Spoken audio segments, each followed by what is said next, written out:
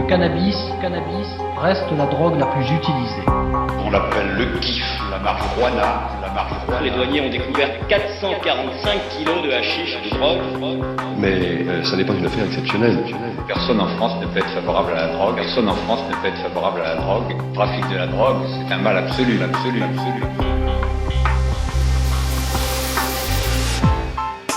L'herbe et le shit sont désormais en vente libre. La France a légalisé le cannabis. Les plus de 18 ans l'achètent dans des boutiques spécialisées et sont même livrés à domicile. Pour les malades, c'est en pharmacie, sur ordonnance et c'est remboursé par la Sécu. L'herbe pousse en salle, en serre ou en extérieur. Dans nos campagnes, les plants de ganja ont remplacé le maïs et le colza.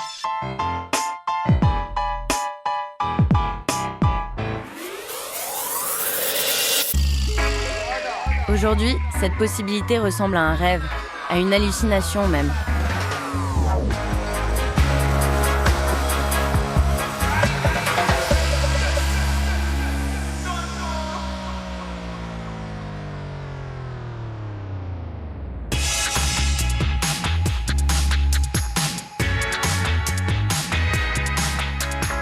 Je m'appelle Lucille, j'ai 29 ans et je viens de France, un pays où le cannabis est interdit.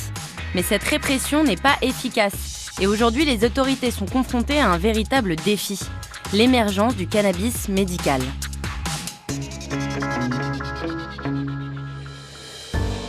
La weed, ce n'est pas seulement fait pour se défoncer.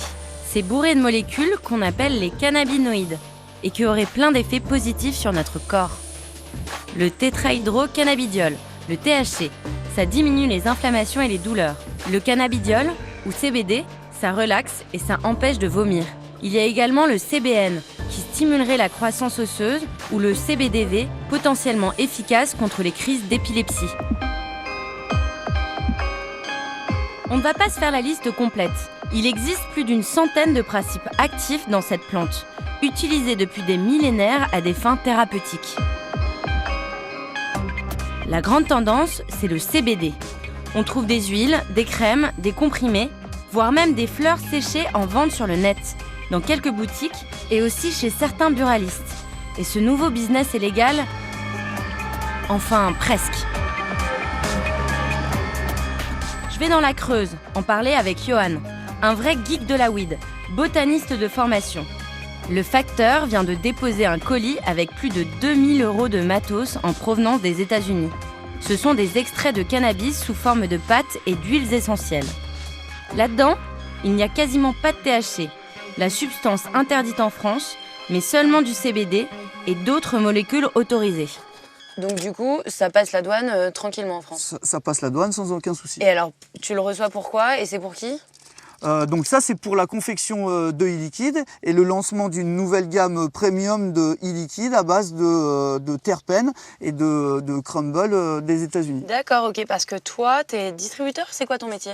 Alors moi, j'approvisionne les boutiques en France en CBD, vaporisation, gaz et produits dérivés. Et ça, là, c'est quoi ce truc-là qui me Alors, fait de ça- l'œil depuis tout à l'heure ? Donc ça, c'est de l'herbe CBD, toujours, Ok. toujours pareil, qui comporte un taux de THC légal en France. Donc ça, c'est une variété complètement assimilable à du chanvre industriel. Putain, c'est ouf. Donc ça c'est du... Ce qui sent exactement pareil que de la weed, que je vais fumer, que tu vas récupérer dans la rue aujourd'hui. C'est du CBD. Voilà, c'est des fleurs importées de Suisse qui comportent un taux de THC de 0,2%, inférieur à 0,2%.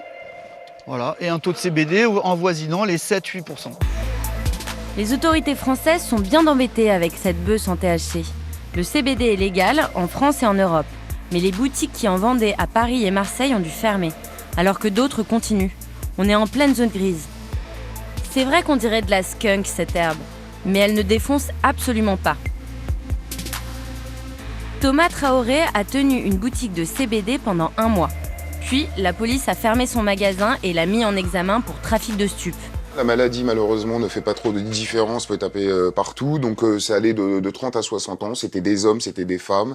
C'était des gens qui faisaient 300 km pour revenir à la boutique pour consommer de l'huile concentrée de CBD. D'accord. C'était pour les gens malades, le produit phare, c'était l'huile de CBD concentrée.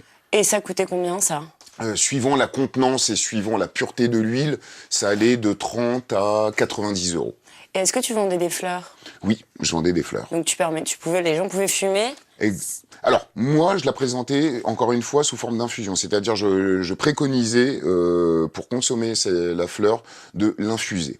D'ailleurs, mon lieu, c'était vraiment c'était un lieu de bien-être, où on avait des petites tables installées avec des théières, et les gens, le premier service qu'on leur proposait, c'est vous achetez les fleurs et on vous la fait consommer avec une infusion, avec un petit carré de chocolat au CBD, voilà.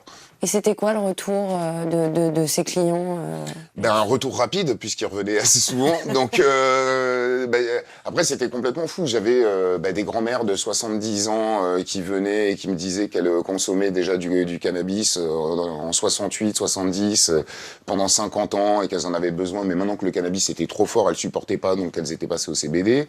J'avais évidemment des personnes malades. Je pense encore une fois à une cliente...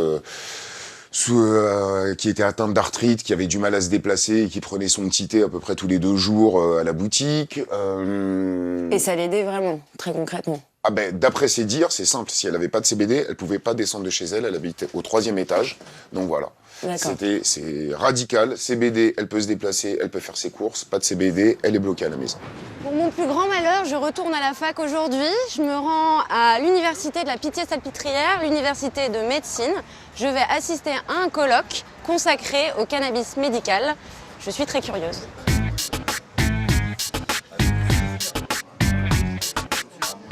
Je ne m'y attendais pas, c'est vraiment bondé. Il y a des professionnels de la santé, des étudiants en médecine, des mecs venus faire du business, des curieux comme moi.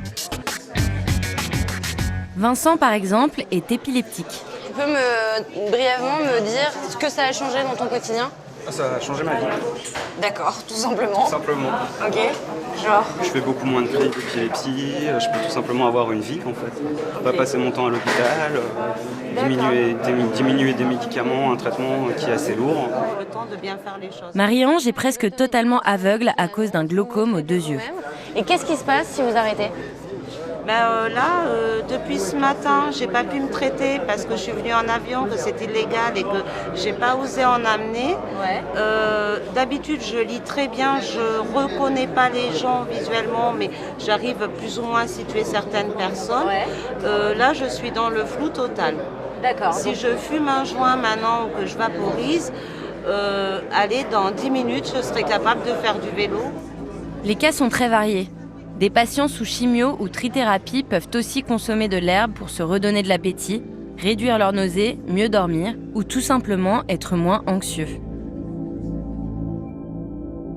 Alors tous ces gens ne fument pas, ils vaporisent. Voici Raquel, elle est médecin addictologue en Uruguay. Vous pensez que c'est le médicament de demain ? Je n'ai pas de doute. C'est vrai ? Il va diminuer le coût de la santé publique, les coûts en santé des patients et aussi on a avec les cannabinoïdes, ce qu'on parle comme des médicaments multi-target. Ouais. Ils peuvent actuer. Vous pouvez traiter avec un seul médicament plusieurs symptômes. En général, on doit donner un pour l'impulse, un pour l'anxiété, un pour la dépression, un autre pour ça. Avec le cannabinoïde, on peut utiliser un seul médicament. La création d'une filière de cannabis. J'ai eu droit à des heures de cours magistraux sur les derniers progrès de la science de l'herbe. Pour ces avocats de la weed, le potentiel thérapeutique du cannabis serait énorme. Cristina, une chercheuse à l'université de Madrid, étudie en laboratoire les effets des molécules de THC et de CBD sur des souris malades. What we have seen is that cannabinoids, especially THC and CBD, they kill cancer cells and they also block the progression of cancer at other levels, like the generation of blood vessels that feed the cancer cells that are growing, and also the metastasis, which is the generation of new tumors in other locations, which is actually the main cause of death. Right now, we don't have enough research to say that cannabis acts as anti-tumoral agent in humans as well. Okay, but this could be really huge in a way. If we prove in humans that what we see in mice also cures in actual patients, it could be important, very important for the patients, for cancer patients. Seuls 2 médicaments contenant du THC sont autorisés en France. Mais l'un n'est pas commercialisé et l'autre est distribué au compte-gouttes à de rares malades. Je suis à Strasbourg où je vais rencontrer un médecin généraliste qui a choisi de prescrire du cannabis à certains de ses patients. Vous, en tant que médecin, ça devrait faire partie de... Ça devrait faire totalement partie de l'arsenal médical, hein, complètement. Ouais. Vous le considérez comme un médicament ? Je le considère en tant que médecin comme un médicament. Oui.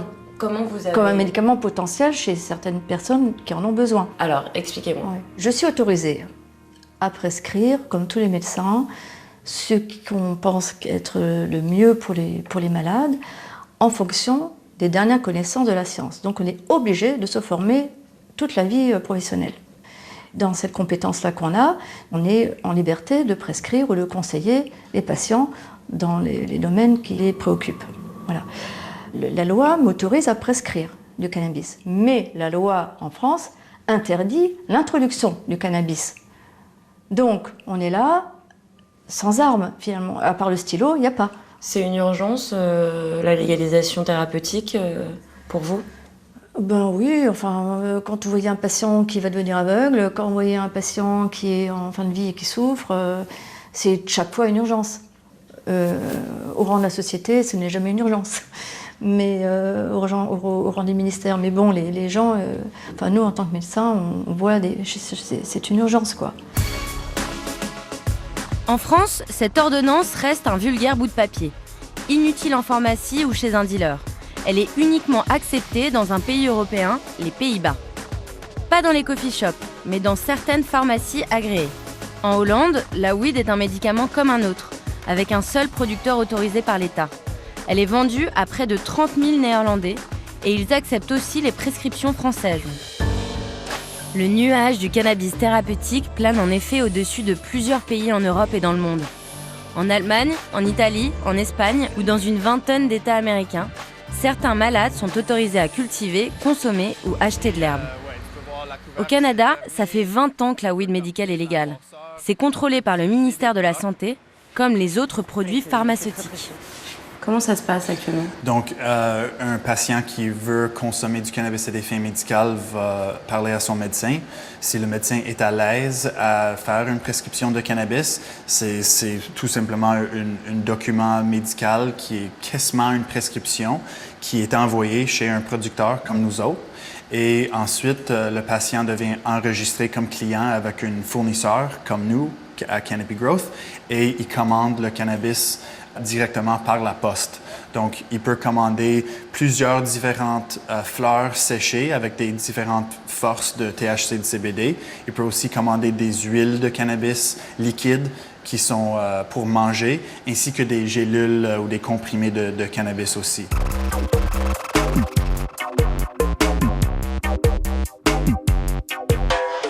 Plus de 235 000 Canadiens sont inscrits à ce programme de cannabis médical, pour une quarantaine de pathologies comme des douleurs chroniques, plusieurs maladies neurologiques, le syndrome post-traumatique ou certains cancers. Mais au pays du sirop d'érable et de la weed qui soigne, tout n'est pas parfait. Il faudrait que tous les médecins jouent le jeu, et c'est souvent une question de génération. Il y a des médecins qui sont très conservateurs, qui ne voudraient rien savoir, que toute la vie, ils pensent que le cannabis, c'est une drogue de la rue, c'est mauvais, on ne peut pas donner ça aux enfants. Ils ne voudraient rien savoir. C'est méchant. Et ça, c'est une façon à penser que c'est difficile à changer. Mais je suis prof de médecine familiale et soins palliatifs. Nos résidents voudraient vraiment savoir. C'est une nouvelle génération des jeunes médecins qui veulent apprendre parce qu'ils sachent que les alternatives sont beaucoup plus pires que le cannabis. C'est pas seulement c'est naturel, c'est parce qu'on peut voir que ça fait un effet. L'usage du cannabis comme médicament n'est plus une utopie dans l'Hexagone. Alors j'ai rendez-vous avec Olivier Véran. C'est un député En Marche et aussi un médecin neurologue. Il planche actuellement sur un projet de loi pour l'expérimentation du cannabis médical. Ça pourrait être le premier pas vers la légalisation en France. On pourrait tout à fait imaginer avoir des prescriptions par des spécialistes hospitaliers, comme des neurologues, des spécialistes de la douleur ou des médecins psychiatres, d'accord, ou des cancérologues, avec une prescription nominative, avec une ordonnance sécurisée. On pourrait même imaginer que le patient pourrait aller chercher ces produits directement dans des pharmacies hospitalières. Et pour la production, il n'y a pas à chercher très loin. Il y a des territoires français dans lesquels la ganja est endémique, c'est-à-dire la ganja pousse toute seule, on est obligé de l'enlever pour pas. C'est par exemple la Guyane. Ça veut dire qu'on peut même éviter d'avoir le débat sur des plantations de cannabis sur la métropole, etc. Vous savez tout ce que ça peut soulever. Bref, moi, je suis vraiment, je sépare vraiment le récréatif et le médical. Et qu'est-ce qu'on se dit si on légalise médicalement le cannabis? On le rembourse ou... Bien sûr. Ouais. Bien sûr. Ça se passe comment? C'est remboursable. C'est-à-dire qu'il y a un prix qui est arrêté et c'est remboursé. Ah oui, bien sûr. La weed thérapeutique, selon le député Véran, c'est un espoir pour des dizaines de milliers de malades en France. Ça pourrait aussi être un moyen de donner un petit coup de pouce à l'agriculture, pas seulement en Guyane. Aujourd'hui, le chanvre industriel pousse déjà un peu partout dans la campagne française, en Creuse notamment. Plusieurs agriculteurs locaux voudraient pouvoir cultiver et transformer des fleurs pour un usage médical.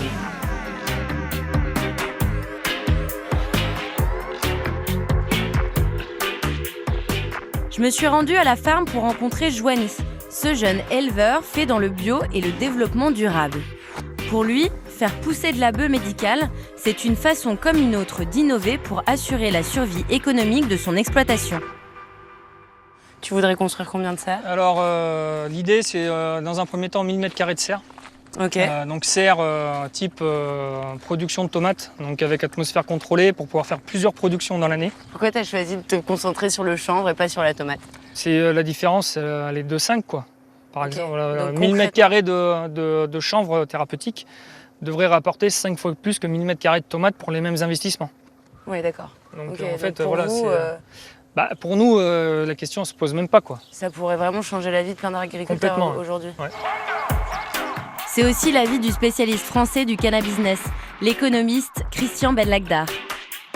Oui, il y a un vrai potentiel pour l'agriculture française. Oui, il y a un vrai savoir-faire parce que le chanvre est traditionnellement cultivé en France, parce que nous avons des instituts de recherche très performants, sauf qu'on accumule du retard actuellement. Donc il faudrait prendre le train en route là. Si demain on légalise, on le prend déjà dans le wagon de queue.